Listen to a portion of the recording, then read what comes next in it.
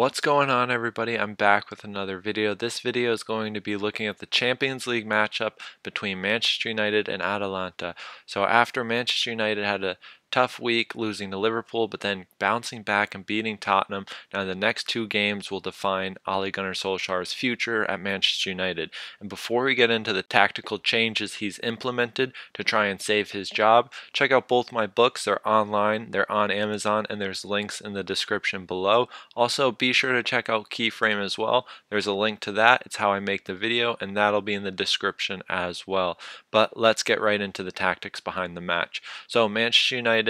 they continued with their back five to start the match, as they did against Tottenham. So this gave them a little bit more security and allowed them to create generally a free player in the central defense, giving them more flexibility, more license to jump, and more cover from runners in behind. Then they followed up with two holding midfielders in front of the back five and a front three consisting of Rashford, Ronaldo, and Bruno. Now, it was a very unique test for this Manchester United side playing against Atalanta because of Atalanta's build-up and how unique it is. So here we have a 3-2 build-up, which is generally their base formation, and ahead of the ball we have a front three, but this could change very often with the wing backs creating the width through the wide areas, but this is just their base structure, and a lot of their possessions will look very differently. So we have our base shape here, but Atalanta really try and utilize wide structures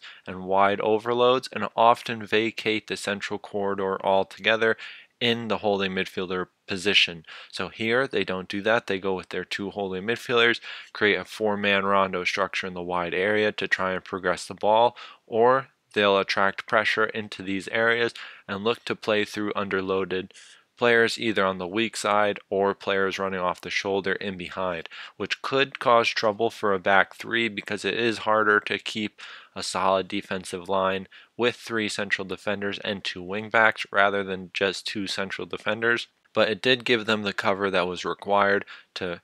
maintain relative security at the back when Atalanta were in possession. So here we are again with Atalanta in possession, and here we see their central defender rotating into the wide area with their holding midfielder dropping into the half space as the weak side player did as well. So they create a back four using asymmetry and rotations that may not seem very common, but for Atalanta, this type of movement, creating a back four using a weak side holding midfielder, vacating the pivot area, and having their strong side holding midfielder come into the half space on the ball side is very common because it gives them strong circulation connections, and it looks to manipulate the players on the weak side and draw players out of the middle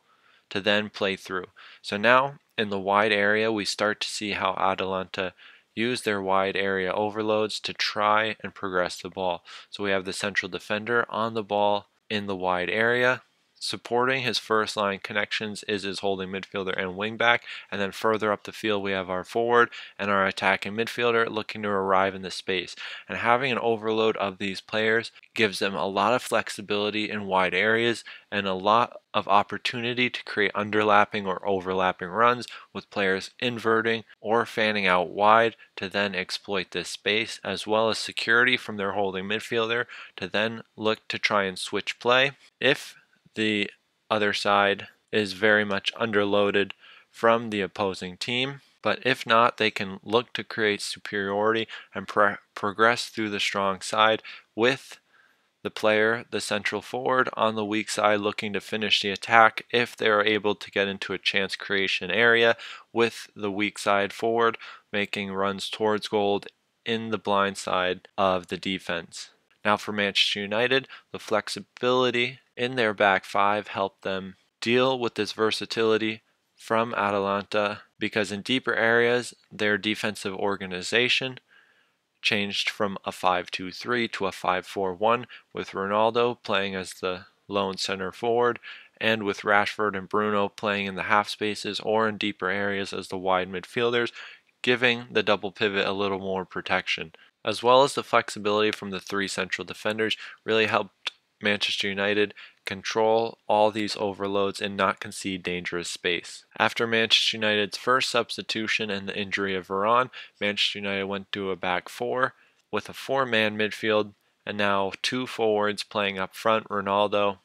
and Bruno, or Ronaldo and Cavani, depending on the situation and the minute of the match. But what this did, it gave United less security, and it forced United to play with stronger connections between their two central defenders, which is something they really lack in the defensive phase, is a strong partnership in the central defense.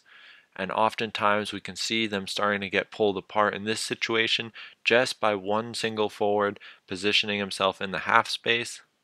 as well as the player on the weak side looking to end the attack and arrive in the box on a diagonal run. But then we can start to see just how their wide players look to deal with the attack from Atalanta, who are using their wide overload and a four-man rondo structure with now more space between horizontal connections of Manchester United and more space to exploit in behind because of these looser connections horizontally between defensive players. Now, in possession, Manchester United started the game with a back three, but when they went to a two central defender system, they had David De Gea split their two center backs, had their fullbacks play a little bit deeper, and still maintained a double pivot going forward. And what this did for Atalanta, early on after this substitution, as we see here, they started with a front three, but it would then switch to more of a front two with a deeper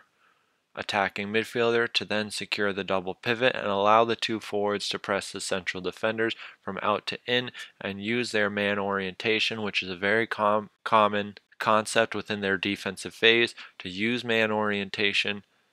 to secure their defensive phase and try and win the ball in promising areas and create dangerous transitions. Now, higher up the field in Manchester United's back three and their double pivot, they often attracted pressure because of the man orientation from Atalanta, and which saw a front three, as we see just Rashford just off our screen here, a front three that played quite narrow and didn't use the half spaces in deeper areas. Even Bruno Fernandes,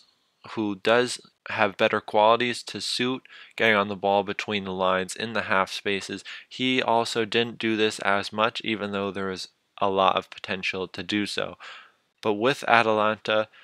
playing with two holding midfielders and a front three to start the game, they looked to press the back three of Manchester United man for man, and then their double pivot followed suit. So we'll see the opportunity that arises in the half space between the lines as the offensive phase continues. So here we have the same setup from Atalanta,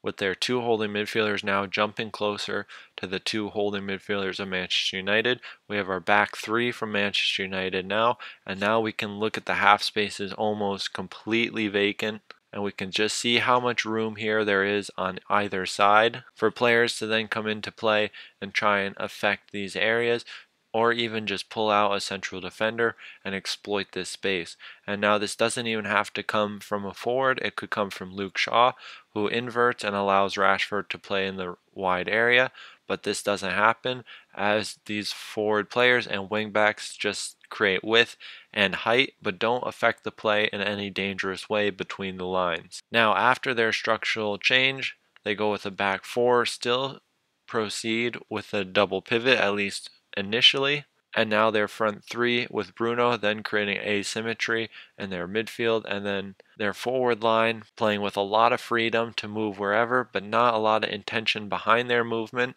And we see the structural change from Atalanta going with the two forwards and the two more advanced players to create access to the double pivot. We have their holding midfielder just off the screen here. You can see his shadows, with the wingbacks jumping on to press the fullbacks of Manchester United to maintain their man orientation principles and to maintain their back three. Now, late in the game, when Manchester United needed a goal, they saw their front three go much more narrow with Greenwood coming on. And now Matic coming on gave them a single holding midfielder, allowing Scott McTominay to play higher up the field, and allowed Bruno Fernandes to play more between the lines. And now the width of the team was created by the fullbacks, who played a little bit higher, as they had to take more risks with just a three-man rest defense between two central defenders and a single holding midfielder. And that's going to wrap up the analysis. I hope you guys enjoyed it, and I'll see you in the next one.